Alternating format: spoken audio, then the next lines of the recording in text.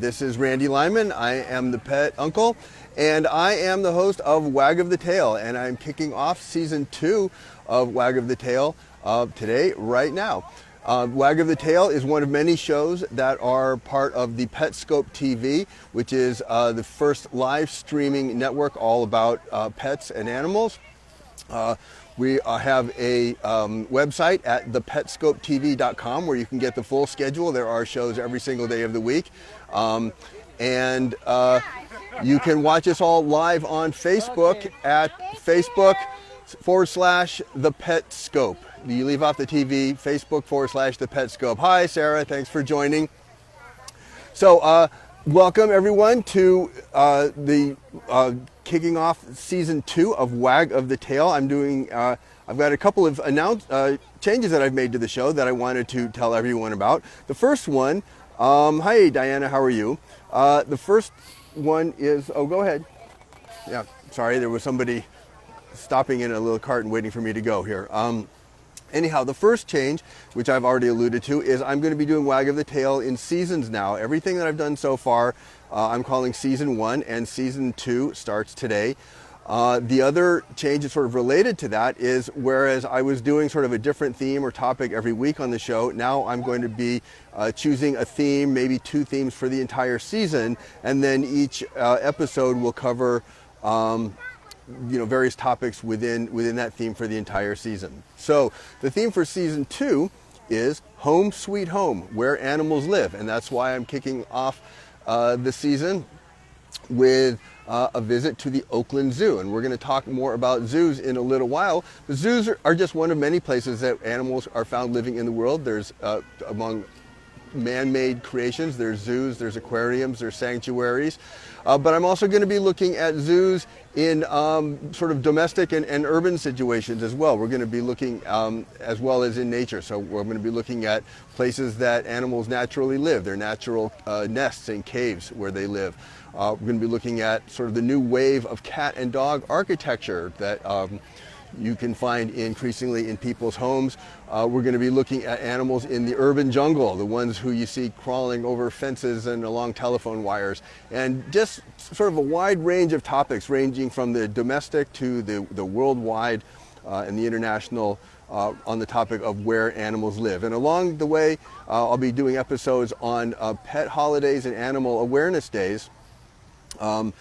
Which that will be my show next week. Will be on July's pet holidays, and so I'll be making that a regular feature of WAG of the Tale as well. So thanks everyone for joining. Appreciate any shares, appreciate any comments, just to say hi, let me know that you're here. And I'm going to be walking through the Oakland Zoo, and it's a really busy day here at the zoo today, and I'm going to turn the camera around so you can stop looking at me and look at and see what I'm seeing here. Oh wait, we do it differently on Facebook. Here we go. This is the Giraffe Exhibit, or sort of the African Savanna Exhibit here at the Oakland Zoo.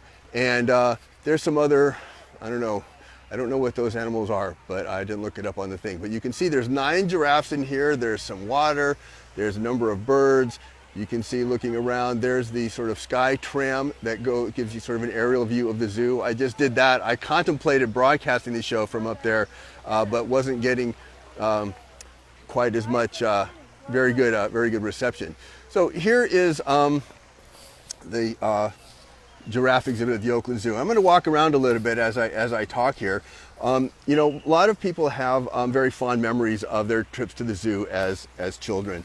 But the recent killing of the western lowlands gorilla Harambe in the Cincinnati Zoo about a month ago really brought very widespread international attention to the issue of zoos, which has been on the radar screen of activist groups for quite a long time. There are some on one extreme who think zoos are completely unnatural environments, that there should be no such thing as zoos, that the animals should all be let go. And then on the other hand, there are those who are staunch defenders of zoos. And zoos, I must say, in the last 50 years, perhaps even more so in the last 20 years, the role of zoos has been changing. There certainly are a lot of really, substandard zoos out there where animals are kept confined in concrete and iron cages. and living most unnatural lives. But the modern zoo has a very different mission and is really sort of reinventing itself.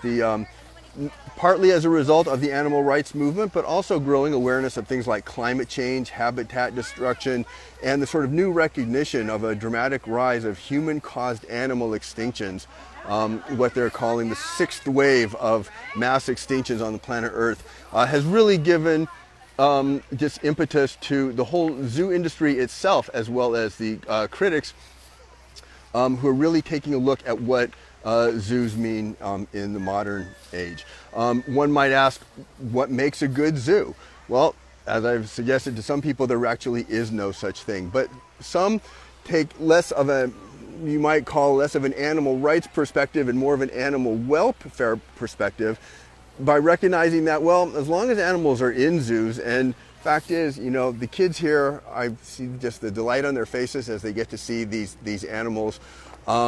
That at least, it's simply not realistic to be releasing all these animals back into the wild. They just wouldn't survive. So perhaps there may be no such thing as a good zoo, but there are such things, I think, as better zoos that at least try to take care of the animals as best as possible. And certainly these giraffes here, there are 9 giraffes in here, as well as about half a dozen other, maybe 3 or 4 other animals. Certainly it would be great if they had more space, but at least, I don't know, they're not pacing around in iron boxes. So, you know, the whole idea of zoos have actually been around for thousands of years in human history. In fact, for the first 2,000 years or so, they were really just the private animal collections of kings and emperors, and used to be quite common when, say in the Persian Empire, the ancient Greek Empire, when someone would conquer another territory, it was quite common to bring the ruler animals from those conquered lands as homage, and many of these rulers sort of kept them as their private collections, and that's what the first zoos were. And the idea of a modern zoo really only came into being a couple hundred years ago. Let me flip the camera around. I'm going to walk a little bit as I'm talking here. We're going to go take a look at some of the other animal exhibits. The idea of the sort of modern scientific zoo only came about 200 years ago, when the Royal Zoological Society of London opened the London Zoo, or what became the London Zoo, in 1828. And keep in mind at that time, when the only colonial sailing ships were the only World Wide Web of the time. So we simply, and of course, you know, for better or worse, much of the world was being colonized, and it was a great advantage in this time of the Enlightenment and the Age of Reason to be able to collect animals in one place for purposes of scientific study. And sure, they were kept in cages, you know, in what we would consider pretty substandard conditions. But here I'm walking and talking and trying to breathe at the same time. Animal sanctuaries are the future, and that's something I'm going to be looking at in a different show. But I think that there are certainly many zoos that are substandard today. In fact, some really have quite awful conditions. But a lot of zoos have sort of taken the sort of global climate crisis and habitat crisis, and have been working a lot to preserve animals, to study them, and to sort of fight the extinctions, conserve habitats. And so there's sort of 2 extremes of what zoos have become in the modern world. There are still some pretty, I'm going to turn the camera around here. I'm passing a cage with some birds in it, and we can see. So there are 2 very contrasting views of zoos. One are these unnatural enclosures where animals are forced to live in unnatural habitats. And on the other hand, zoos have become also very progressive institutions, at least many of them in the world, like the San Diego Zoo, which has something like 140 conservation projects going on in nearly 80 countries. And so there are a lot of zoos who are forces for good in the world, as well as zoos that are obviously not such hospitable conditions. The idea of naturalistic habitats that you see in zoos is only about 100 years old. There's a truck going past me here, so might be a little hard to hear for a moment. It was actually a kind of an unlikely sort of hero who came up with the idea of naturalistic habitats the way we think of them today. I've lost my earphone here. Hold on a second. Sorry if you couldn't hear me there. Okay, so I lost my earphone. So we're going to be walking along here. I'm going to go look at the elephant exhibit here. The idea of naturalistic settings in zoos is only about 100 years old and came about, oddly enough, by an animal trader for zoos and circuses who wanted animals to live in a more natural kind of environment. And so he created the first sort of enclosures that it became sort of the forerunners of what we see today. And in the 1970s, those ideas were taken a bit farther into the creation of sort of landscape immersion habitats, and later on the kind of sort of regional total environments that we see created in a lot of them.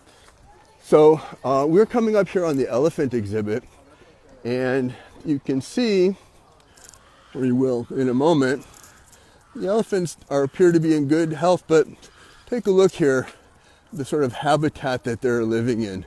Well, open space, but certainly not the square miles of open space that they would have out in the wild.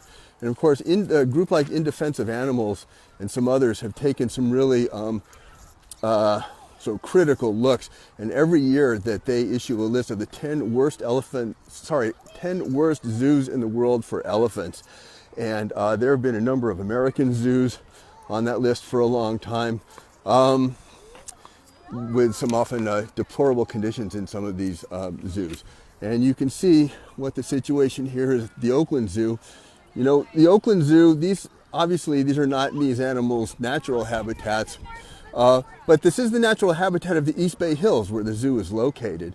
And so we're not getting actually artificial environments, even if it's not the animal's natural environment. At least it is a natural environment. So make of that as you will, but you can see for yourself what the conditions are here.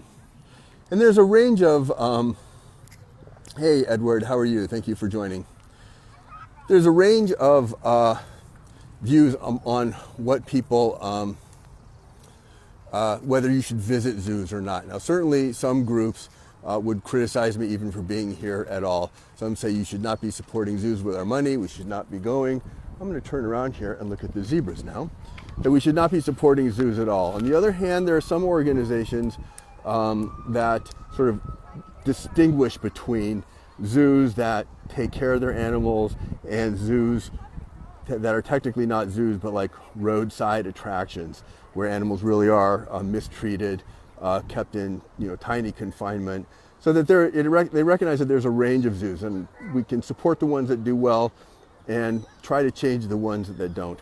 And then on the other hand, there are groups like, well, maybe not on the other hand, groups like Born Free USA, which doesn't say don't go to zoos, but if you go to their website, you can actually download a zoo report format. I think they call it the Zoo Check, that you can download, print out, take to your local zoo, and write down the conditions of the animals and send it back to them so that they can acquire information, sort of amass, make their case for zoos and just sort of have information to work on. So, yeah, roadside zoos. No, there are, fortunately, I have not actually been to one. And while I won't say that this is, one of the finest zoos in the world here, it's certainly, you can see that the animals are free to roam and have natural habitats around here. So, it's the kind of thing where you can say, well, it's not so bad. They're not locked up in cages here, but it's also not really, how and where they should be taken care of. So there's certainly a range of opinions about zoos, certain range of approaches that you can take towards what to do about the situation. And what my suggestion is, or at least what I have done, is I have created, for those who don't want to spend money to actually go to the zoo, or maybe don't have one near them or can't actually get to one, is I created a guide to the world's 10 best zoos to visit online. And I have that as a free download on my website at thepetuncle.com, there's a link in the description to this video that you can click on. You can go to my full-length blog post about this and download the guide there.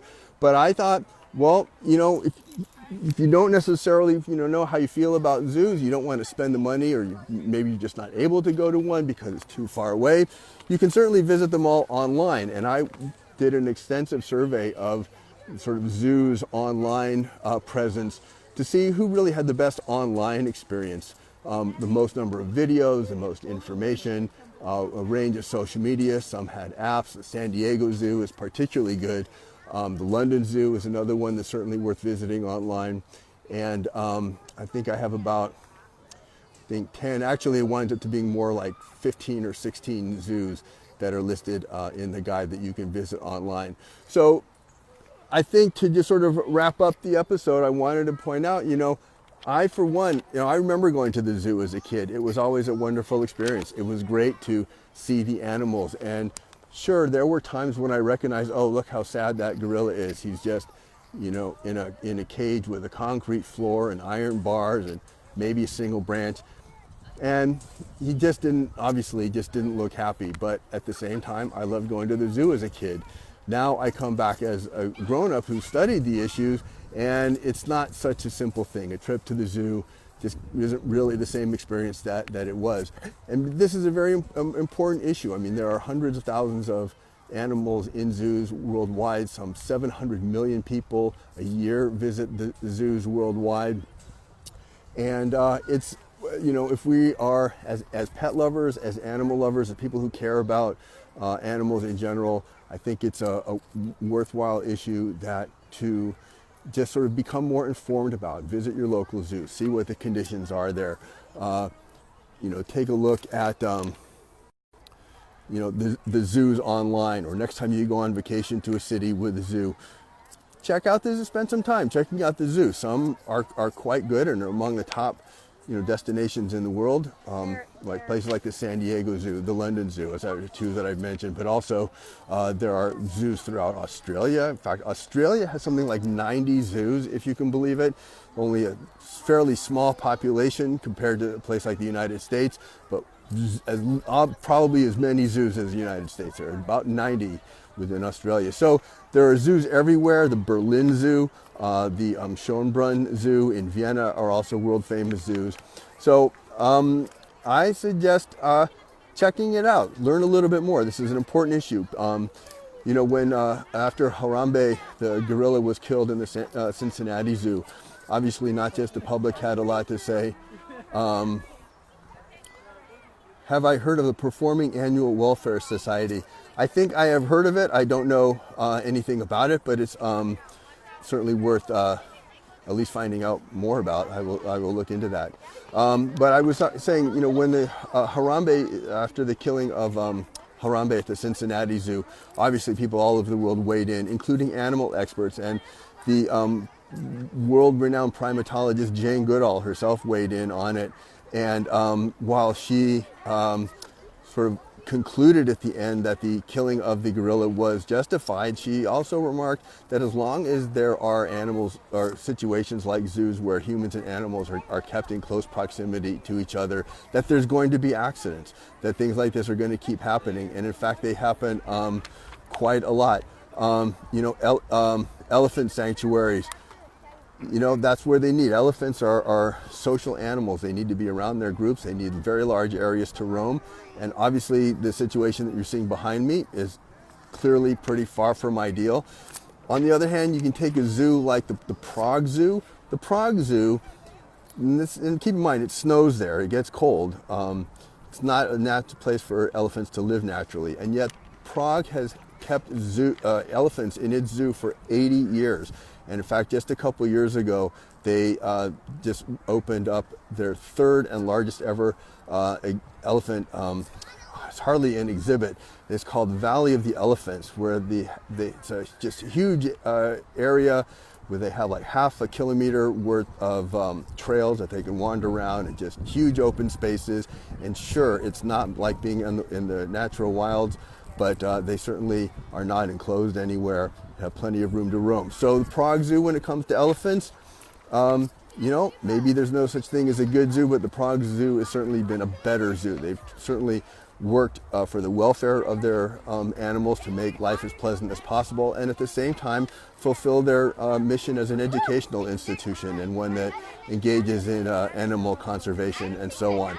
So it's far, unlike zebras, zoos are far from a black and white issue. There's certainly a range of zoos of different qualities, certainly a range of opinions of zoos, whether they are simply moral or not, or how well they take care of their animals or not. It's a very complex issue, but an ongoing one and an important one for those of us who care about animals. So that is all I'm going to say for today's episode. Click the link up in the description of today's broadcast. You'll go to my full-length blog post that I've written about zoos, and you can also download my free guide, the world's 10 best zoos to visit online, in which I've got just links and educational material about zoos. So thank you everyone for watching. Welcome to season 2 of WAG of the Tale on the Petscope TV. There are shows every day of the week, and WAG of the Tale now airs on a new day and time. It's Thursdays at 12 p.m. Pacific time, 2 p.m. Central time. And today we're launching season 2. The theme is Home Sweet Home, Where Animals Live. Thank you all for watching and for your comments, and I will see you all same time, same bat time, same bat channel next Thursday. All right, have a good day, everyone.